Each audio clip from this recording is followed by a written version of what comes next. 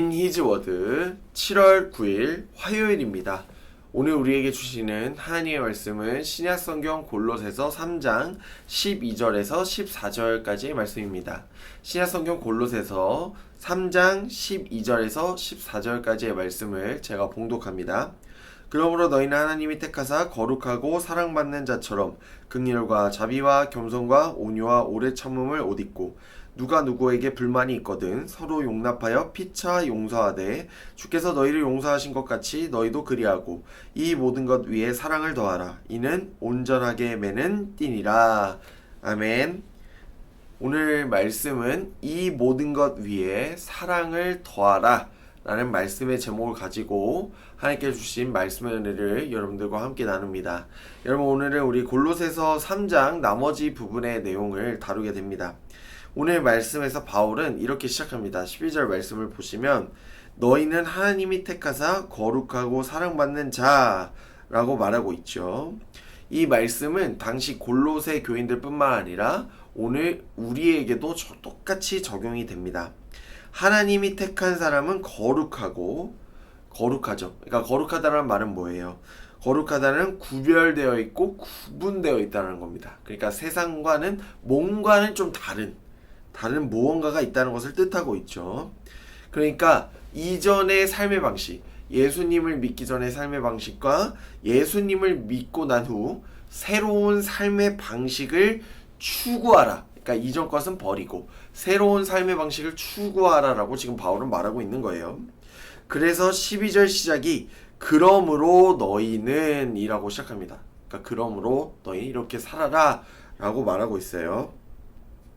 어제 우리가 이제 골로새서 말씀을 읽으면 새 사람, 위의 것을 추구하라 이런 내용이 나오잖아요. 다른 말로 말하면 우리 이제 하늘의 것을 추구해야 되는 사람들이고 새 사람이 되었기 때문에 우리는 이전과는 다른 삶을 살아가야 된다고 말하고 있습니다. 여러분, 하나님은요 자신의 사랑하는 자녀를 좀 특별하게 키우고 싶어 합니다. 무슨 말이냐? 자녀들이 더 잘 살기를 원하고 이 세상에서 세상과는 다른 가치관과 생각과 마음을 가진 존재로 세워지기를 하나님은 원하시고 계십니다. 하나님의 사랑을 받은 자녀들의 특징은 12절 말씀 뒷부분에 나와 있죠. 어떤 특징이 있습니까? 긍휼하고 자비하고 겸손하고 온유하고 오래 참아야 한다. 이 옷을 입어야 한다라고 말하고 있어요.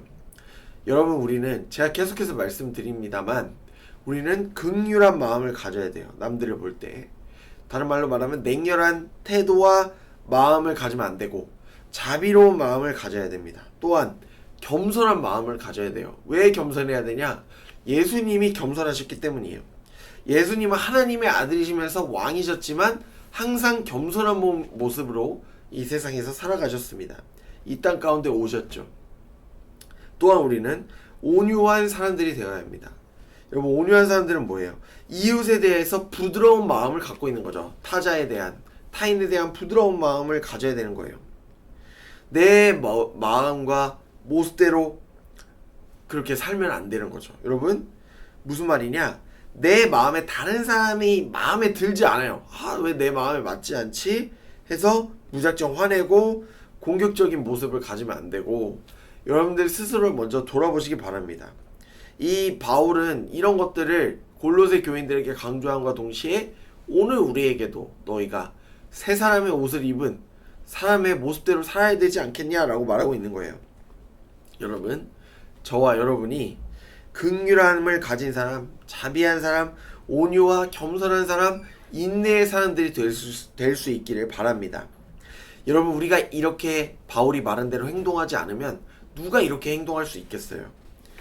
천리길도 한 걸음을 시작하듯 여러분 차근차근히 조금씩 변화된 모습들을 주변 사람들에게 보여주시기 바랍니다.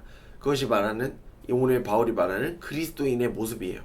참된 그리스도인의 모습으로 우리가 살아가실 수 있기를 바랍니다. 이어서 13절 말씀을 보시면 이렇게 나와 있어요. 누가 누구에게 불만이 있거든 서로 용납하여 피차 용서하되 주께서 너희를 용서하신 것 같이 너희도 그리하고 우리가 서로에 대하여 이렇게 용납하라 라고 말하고 있어요. 그러니까 용서해라 라고 말하고 있죠. 여러분 잘 생각해 보십시오. 우리가 서로에 대한 불만이 얼마나 많습니까? 말을 안 해서 그렇지. 특히 가까이 있는 사람들에게 이런 모습들이 자주 나타나는 것 같아요. 아, 저 사람은 왜 저렇게 말할까? 왜 저렇게 행동할까? 이렇게 말로써 상처를 주고 또 마음을 아프게 합니다. 근데 여러분, 우리는 이 사실을 알아야 돼요. 왜 쟤는 잘못했냐가 아니라 그 전에 먼저 나는 무죄하다, 나는 깨끗하다, 나는 잘못하지 않았다, 이 사실을 우리는 망각하면 안 됩니다. 우리 이 사실을 굉장히 많이 잊고 있죠. 우리는 사실 모든 일에, 우리의 문제와 모든 일에 대해서 여러분 잘잘못을 따져봐야 돼요. 그렇기 때문에 우리는 이 서로에 대한 날이선 비판을 잠시 버려둘 필요가 있습니다. 무슨 말이냐? 여러분들도 누군가에게 비판을 받을 수 있다는 말이죠. 그렇기 때문에 우리는 서로 실수하고 잘못한 것에 대해서 용서할 줄 알아야 되죠. 그런데 여러분, 용서는 어때요? 너무나도 어려운 덕목이에요. 용서를 하잖아요? 그럼 내가 손해보는 느낌이 들어요. 먼저 용서하면. 그래서 우리는 용서를 미지의 영역으로 남겨둡니다. 여러분, 그렇다면 반대로 생각해보면 하나님은 왜 우리를 용서하셨을까? 뭐가 아쉬우셔서? 여러분, 하나님 아쉬울 게 없으신 분입니다. 최초의 인류인 아담과 하와는 하나님의 은혜를 몰랐어요. 그랬기 때문에 선악과를 따먹었죠. 그런데 하나님은 우리를 너무나도 많이 사랑하셨기 때문에 우리 용서하셔서 이 땅에 인간의 옷을 입고 오셨습니다. 여러분, 어느 종교나 어느 경전을 봐도 자신이 만든, 그러니까 신이 만든 피조물을 위해 희생하는 신은 거의 없습니다. 없다고 무방해요. 그런데 하나님은 그런 분이시죠. 우리가 믿는 하나님은 우리를 위해 기꺼이 희생하시는 분이십니다. 우리를 위해 아낌없이 남김없이 후회 없이 내어주시는 분이 바로 하나님이시죠. 여러분, 그렇기 때문에 하나님은 제일 내어주시기 싫은 가장 소중한 예수 그리스도, 독생자 예수 그리스도를 우리에게 값없이 내어준 거죠. 그래서 죄지은 우리를 용서해 주셨습니다. 그렇기 때문에 오늘 우리도 우리에게 잘못한 사람을 용서할 수 있어야 됩니다. 주기도문에도 나와 있잖아요. 그래서 바울이 말해요. 14절 말씀에 여러분, 이 모든 것에 여러분 사랑을 더하면서 하십시오 라고 말합니다. 이런 찬양이 있어요. 여러분 들어보셨죠? 천사의 말을 한다 해도, 내가 천사의 말을 한다 해도 내 마음에 사랑이 없고 내가 참 지식과 믿음이 있어도 사랑이 없으면 아무 소용이 없다라고 말하고 있어요. 여러분, 그래서 우리는 서로 사랑해야 되고 용서해야 되고 모든 것에 사랑을 추가하고 더해야 됩니다. 여러분, 사랑을 받으려고만 하지 마시고 저 사람이 나 왜 사랑 안 해주냐 이렇게 하지 마시고 여러분이 먼저 사랑을 베푸시길 바라요. 사랑을 나눌 수 있으시기를 바랍니다. 사랑하는 여러분, 오늘도 우리는 주님의 마음을 품어가야 됩니다. 서로 부족한 부분이 있을지라도 용서하고 배려하는 삶을 살아가시기 바랍니다.